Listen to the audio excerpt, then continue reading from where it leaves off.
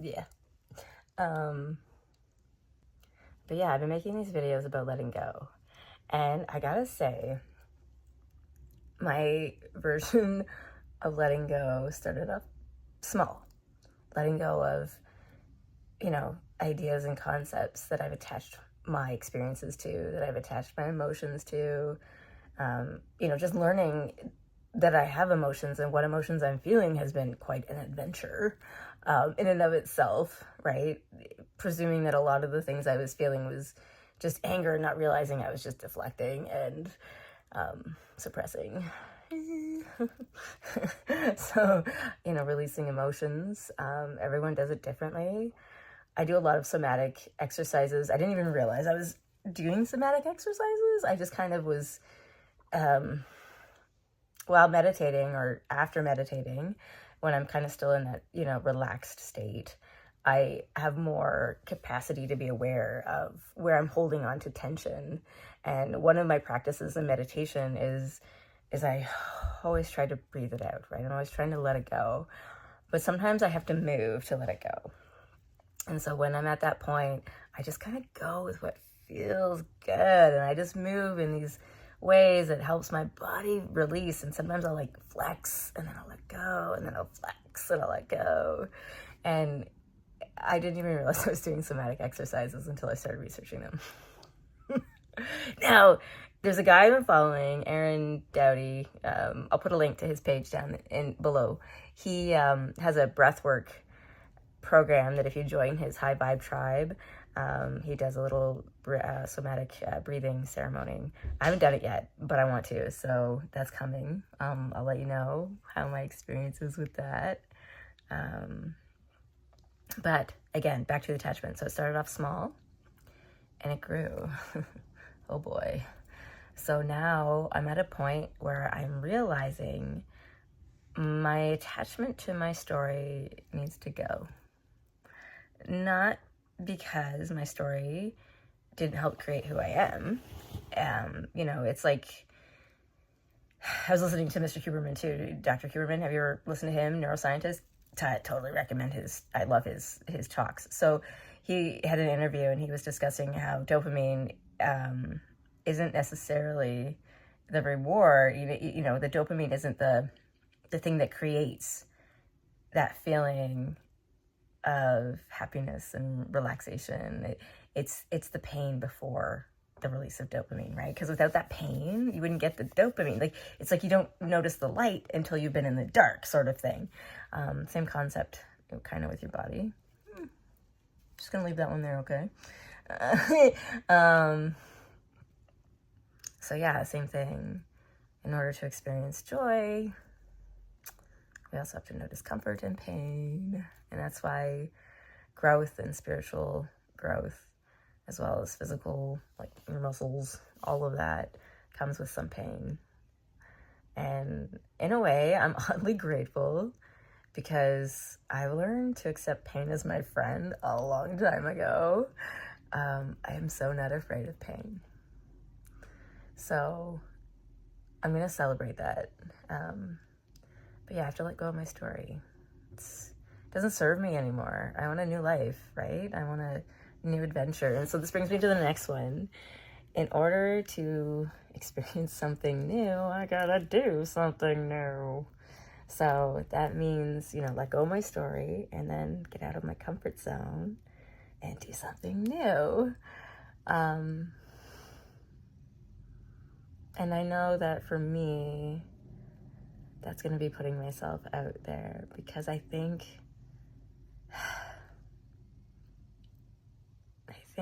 I'm meant to help people one way or another, which means eventually I'm going to be in some sort of a public eye, even if it's just like, community-wise.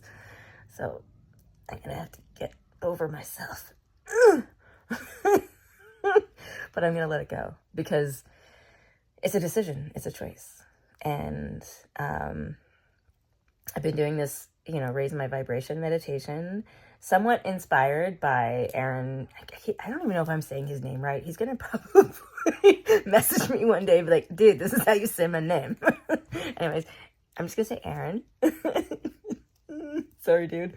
So Aaron is, he's got a lot of amazing videos. I mean, yeah.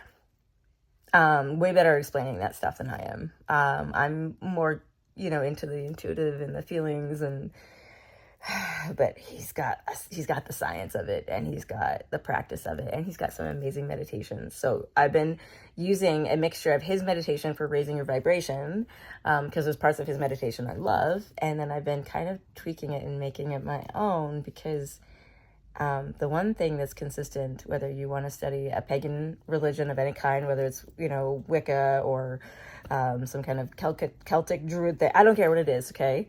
There's always one main thing that seems to be consistent in all of these non-religious based spiritual practices. And that is, it's individual. So if someone's telling you, oh, you're not doing it right, this is how you do it, or these are the rules, or if you're not following you're not really a pagan, you're not really a Wiccan, you're not really a witch. They're not really whatever they think they are. You can tell them that or not. I don't know. It probably won't help anybody, so I wouldn't bother. But yeah, it's individual. So your experience is and so for me, instead of like Aaron was seeing a trunk and stuff, and the way he was describing his door and his portal, for me, it's always been this really calm pool. And I had these 3 moons, and I didn't even realize it. It was like all the moon cycles, right? Like the quarter moon, the crescent moon, the new moon, the full moon. Like I didn't even realize, anyways. So, and then in the pool, there's all these like stepping stones, but there's like this giant ball of energy, and there's all these voices, a collective voice. So anyways, this was something that actually came to me when I was writing a story. I love writing fictional stories, and a lot of my fictional stories parallel spiritual awakening. Funny how your higher selves and subconscious, let that shit out in a weird way before you even know what you're doing. Considering I started it around the same time my spiritual awakening sort of started. I don't think I'm fully you know what I mean? I don't feel like I've had that woke moment. I hate that word, by the way. I don't think I've had that enlightenment moment yet. Or maybe I did as a kid. I don't know. Doesn't matter. I don't really care how that happens. I do know, though, I need to let go of my story. I need to trust that I can handle whatever comes, regardless what new experience I choose to do. Because with new experiences comes a new perspective. And how we see ourselves and how we see our life is our reality. It's a choice every day. Every day we wake up, if we choose to see our life as shit, it's going to be shit. If we choose to see our life as opportunities and adventures and challenges and some heartache and some grief and some pain, right? But still an adventure, then it's always going to be an adventure. And I have to realize, though, that there's always going to be something new and exciting and challenging, and that's the whole point. Not to stay the same and stuck with the same, because how does the same feel right now? Do you think more of what you have right now is going to make it better? Once I've eaten enough freaking junk food, I don't want any more of it, right? It's just the same as if you eat enough salad, you kind of get sick of salad. So yeah, do you want more of the same? Or do you want something new that you've never had before? I do. I'm kind of realizing it. Also, too, so this was something my therapist wanted me to really work on, was things that I value in people. And I wasn't really 100% sure, because I know I valued honesty. That's huge for me. But I value more than just honesty. I value people who can be honest to themselves, honest self-reflection, because that takes a certain amount of maturity and self-awareness that majority of people don't have. No offense. I'm not trying to be rude, but it's when people tell me, as an example, they freaking hate posers. I hate posers. I hate people who are posing. And then they were like, okay, well, let's take photos together, and literally we're posing, right? It's not a real candid moment. It's not a real authentic experience. We're making it look like we're doing something that we're not actually doing. We're posing. It's posing if you're posing. Whether you're wearing the clothes or not, right? So I need someone who isn't a poser. And I need people in my life that are emotionally mature and who can call me on my bullshit in a way that isn't condemning, but holds me accountable. Like, dude, what the hell's up with you today? Why are you being a bitch? And I'll be like, shut up. And I'll have to go think about it, okay? So that's going to happen. But that's what I need. I need people who are honest with themselves and honest with me.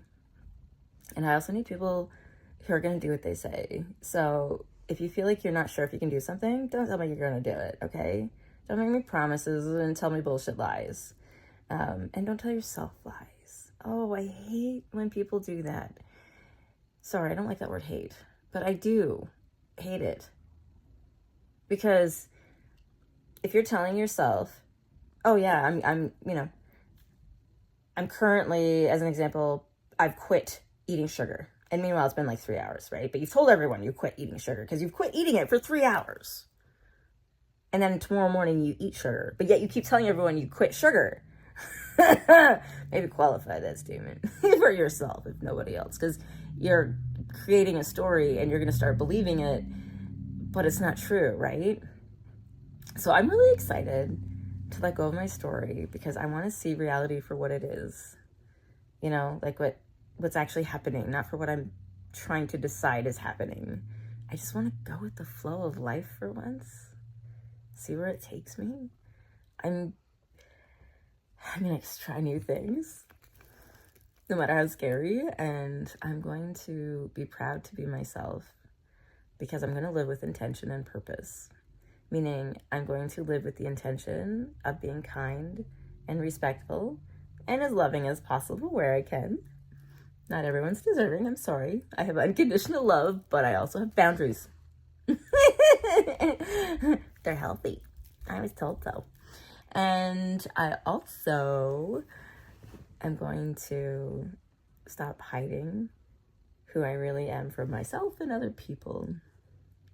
Which means I'm going to stop feeling bad for the things that bring me joy. Unless, of course, it's something that hurts somebody else. I might have to go question myself and talk to my therapist. But most of the time, the things I enjoy are not only harmless to other people, but in the form of creation. Creating and loving. I had a really good meditation last night, and I realized that my heart wants to love, but not like a romantic, I need a partner, I need, not like that. I want the world to know what it's like to be like, hey, why did that person cut me off? I wonder if they're rushing to see their mom at the hospital before they die.